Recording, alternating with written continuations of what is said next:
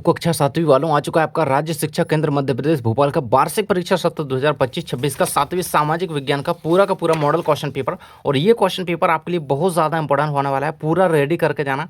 क्योंकि देखो अपन का अब लास्ट पेपर हो, अपन को अगर 60 में 60 नंबर इसमें भी मिल गए ना तो एकदम अच्छी क्लास चली जाएगी पूरी 7वीं, ठीक है। और अच्छी तरीके से पूरा वीडियो देख लेना, पूरे क्वेश्चन के आंसर के साथ मैं आपको प्रोवाइड करा दूंगा, ठीक है। तो ध्यान से आपको ये वीडियो देख लेना है, सारे क्वेश्चन आपको याद करके जाना है, बस मैं पूरा याद करवाते चलूंगा, बस तुम्हें सुनते चलना है, ठीक है। और पूरा वीडियो आपको देख लेना है, ठीक है। लाइक करके सब्सक्राइब कर लेना, ठीक है। अगली क्लास में आपकी 8वीं में बोर्ड है, ठीक है, तो हम साथ में बने रहेंगे, ठीक है। देखो हम थोड़ा जूम कर लेते हैं, सारी चीज़ें आपको क्लियर कराते हुए चलेंगे, ठीक है।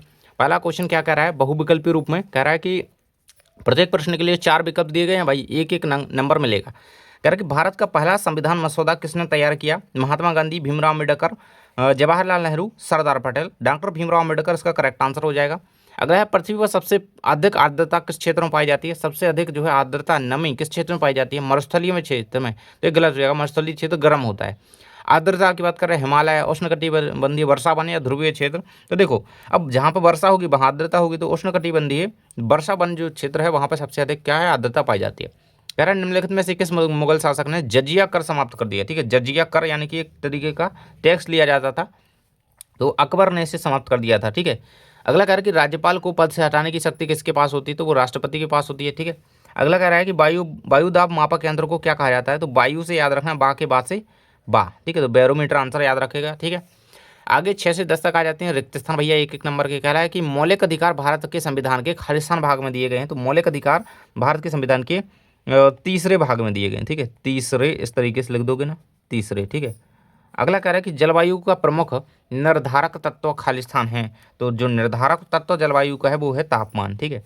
सूर्य का तापमान या तापमान लिख दोगे तो भी चल जाएगा, ठीक है। तापमान लिख देना है ना।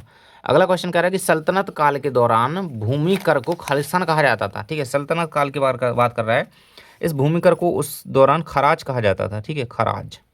अगला कह रहा है कि सिख धर्म के संस्थापक खालिस्तान थे, तो गुरु नानक देव थे। कौन थे, गुरु नानक देव, ठीक है, गुरु नानक देव। अगला है यूरोप महाद्वीप की प्रमुख नदी खालिस्तान है, तो डैन्यूब नदी, ठीक है, डैन्यूब नदी, ठीक है। ये उस समय की मतलब उस महाद्वीप की प्रमुख नदी है यूरोप की, ठीक है। अगला कह रहा है आपका 11 से 16 तक 2-2 नंबर वाले प्रश्न भैया, तो चलिए हम इनको देख लेते हैं आगे। देखो ये आ जाते हैं हमारे 2-2 नंबर वाले प्रश्न। कह रहा है कि भारत और एशिया के व्यापारिक संबंधों पर संक्षेप में प्रकाश डालिए, ठीक है। अगला कह रहा है चोल प्रशासन की प्रमुख विशेषताएं क्या थी और संविधान के मौलिक अधिकार मौलिक कर्तव्यों का महत्व क्या है, ठीक है। 1, 2, 3, 11, 12, 13 इनको समझाना है। चलो इनको देख लेते हैं हम यहाँ पे। ये रहेगा आपका 11 का, 12 का आंसर, ठीक है, और 13 का। तीनों का आंसर दिख रहा है, देखो 12 है और 13 भी है, ठीक है। देखो भारत और एशिया के व्यापारिक संबंध चीन काल से चले आ रहे हैं। भारतीय मसाले, कपास, रेशम, धातुएं, है ना, ये क्या है, निर्यात की जाती हैं वस्तु, यहाँ से दूसरे देशों में भेजी जाती हैं, ठीक है, मसाले वगैरह। चोल प्रशासन केंद्रीकृत था और राजा सर्वोच्च शासक था। गाँव की स्वायत्तता इसकी प्रमुख विशेषता थी, ठीक है। तो एक तरीके से ये आंसर याद रखोगे। 13वें का ये रहेगा यहाँ पे मौलिक कर्तव्यों जो होती हैं वो महत्व नागरिकों को अपने देश के प्रति जिम्मेदार बनाना होता है, ठीक है। तो ये आंसर याद रखना। अगला कह रहा है 14 में तापमान को प्रभावित करने वाली कारकों का उल्लेख कीजिए और समुद्र की विभिन्न गतियों के प्रकार बताइए, ठीक है। गतियों के प्रकार बताने हैं समुद्र की, और तापमान को प्रभावित करने वाले उल्लेख बताने हैं कुछ कारक, ठीक है। 16 में कह रहे हैं मराठा शक्ति के उत्थान में शिवाजी की भूमिका पर संक्षिप्त टिप्पणी लिखिए, ठीक है। तो ये 14, 15, 16 का आंसर आपको यहाँ से देख लेना है, ठीक है। देखो अब हम चलते हैं 14, 15 और 16। 14, 15 का आंसर आप देख लीजिएगा, ठीक है। ये रहेगा आपका आंसर, यहाँ पे देखो ये रहेगा 14, 15 का आंसर, ठीक है। 14, 15 और 16 का, तीनों को दिख रहा है ना, यही दिखाना था मुझे आपको। देखो तो तापमान को बात करने वाले कारक जो है ऊंचाई, अक्षांश है, समुद्र से दूरी, पवन प्रणाली आदि वगैरह हैं, ठीक है। समुद्र की गतियाँ जो हैं ज्वार भाटा, समुद्री धाराएं इनके रूप में होती है, ठीक है। शिवाजी ने मराठा साम्राज्य की नींव रखी और छापामार युद्ध नीति अपनाई, उन्होंने कुशल प्रशासन किया, ठीक है।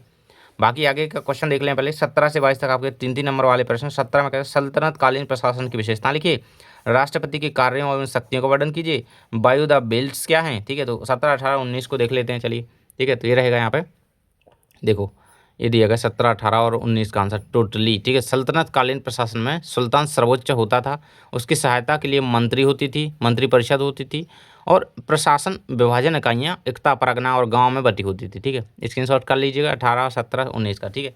अगला आ जाता है आपका औरंगजेब की धार्मिक नीति का विश्लेषण कीजिए और मानव अधिकारों का महत्व समझाइए, ठीक है। 22 में कह रहा है अफ्रीकी महाद्वीप के प्रमुख आर्थिक संसाधनों पर प्रकाश डालिए, ठीक है। तो ये तीनों को क्वेश्चन, इसका, इसका और इसका, ठीक है। चलिए इनका आंसर मैं आपको दिखा देता हूँ। ये आ जाता है आपका 20, 21 और 22 का आंसर, ठीक है। ये दिए गए तीनों के। औरंगजेब की जो धार्मिक नीति जो है कठोर थी, उसने जजिया कर पुनः लगा दिया, जो अकबर ने बंद किया था इसने पुनः लगा दिया, और मंदिरों को नष्ट किया और इस्लामी कानून को कठोरता से लागू किया। इस नीति के कारण हिंदू मुस्लिम संबंध तनावपूर्ण हो गए और मुगल साम्राज्य के पतन का एक कारण ये बन गया, ठीक है। ये चीज़ है, ठीक है। बाकी अगला क्वेश्चन आपका देखो सारे क्वेश्चन मैंने बता ही दिए हैं। ये मानवाधिकार, व्यक्ति की स्वतंत्रता, समानता, इनकी गर्मी की रक्षा के लिए होता है, ठीक है। और ये अफ्रीका के प्रमुख आर्थिक संसाधन जो थे सोने, हीरा, प्लेटिनम, ठीक है, पेट्रोलियम, तांबा, कोबाल्ट वगैरह हैं, ठीक है। अगला क्वेश्चन 23 से 26 तक आपके आ जाते हैं, 5-5 नंबर वाली। 23 में कह रहा है मुगलकालीन प्रशासन में जनजीवन पर विस्तार से लेख लिखिए, ठीक है। तो ये रहेगा आपका 23वें नंबर के प्रश्न का उत्तर, ठीक है। इस तरीके से आपको 23 और 24 दोनों का ही उत्तर देख लो। 24 में क्या है भाई, राज्य सरकार की संरचना और उसके कार्यों का वर्णन, ठीक है। तो 24 का उत्तर भी साथ में देख लो। कह रहा है आपातकालीन प्रशासन केंद्रीकृत था, इसमें राजा सर्वोच्च शासक हुआ करता था, जैसे दीवान, बख्शी, मीर या आलिस कहा जा जैसे अधिकारी सहायता करते थे, ठीक है। ये आंसर याद रखना। बाकी राज्य सरकार के प्रमुख अंग हैं राज्यपाल, मुख्यमंत्री, मंत्री परिषद, ये हुआ करते हैं, ठीक है। तो ये आंसर याद रखना। बाकी अगला कह रहा है भारत की प्रमुख जनजातियों की सामाजिक आर्थिक स्थिति पर चर्चा कीजिए, ठीक है। तो ये आंसर याद करना है, चर्चा करनी है। प्रमुख जनजातियों की सामाजिक और आर्थिक स्थिति जो है उस पर कुछ लेख लिखना है, ठीक है। ये रहेगा यहाँ पे आंसर इसका। कह रहा भारत की प्रमुख जनजातियाँ भील, गौंड, संथाल, नागा और मीणा हैं। ये जनजातियाँ अपने पारंपरिक रीति रिवाजों और जीवन शैली के लिए जानी जाती हैं। इनकी सामाजिक और आर्थिक स्थिति में सुधार के लिए सरकार कई योजनाएं चला रही है, ठीक है। तो ये है यहाँ पे। अगला है जलवायु परिवर्तन के कारण और प्रभाव पर एक संक्षिप्त निबंध लिखिए, ठीक है। तो जलवायु परिवर्तन पर लिखना है, ठीक है। इसके कारण क्या हो सकते हैं और प्रभाव क्या हो सकते हैं, तो ये रहेगा इसका आंसर। जलवायु परिवर्तन का मुख्य कारण औद्योगिकरण है, वनों की कटाई है और ग्रीन हाउस गैसों का उत्सर्जन है। ग्रीन हाउस गैसें बोले तो जो तापमान को बढ़ाती हैं, ठीक है, जैसे कार्बन डाइऑक्साइड, कार्बन मोनोऑक्साइड, ठीक है। इसके प्रभाव में तापमान वृद्धि, बर्फ पिघलना, समुद्र स्तर में वृद्धि, ठीक है, मौसम परिवर्तन शामिल, तो ये सारी चीज़ें शामिल हैं इसमें। तो यही यहाँ पे एक तरीके से यहाँ पे जलवायु परिवर्तन का कारण है, यही प्रभाव से पड़ रहे हैं जिससे हमारी बर्फ पिघल रही है, ठीक है। ये सारी चीज़ें तो यहाँ पे आपकी 1 से लेकर के 26 तक के टोटली आंसर कंप्लीट हो जाते हैं। आप लोग चैनल को सब्सक्राइब कर लेना, क्योंकि अगली क्लास 8th में हम आपके लिए तैयारी करवाएंगे बढ़िया तरीके से बोर्ड एग्जाम की, ठीक है। तो जुड़े रहना, मिलते हैं अगली वीडियो में। Thanks for watching.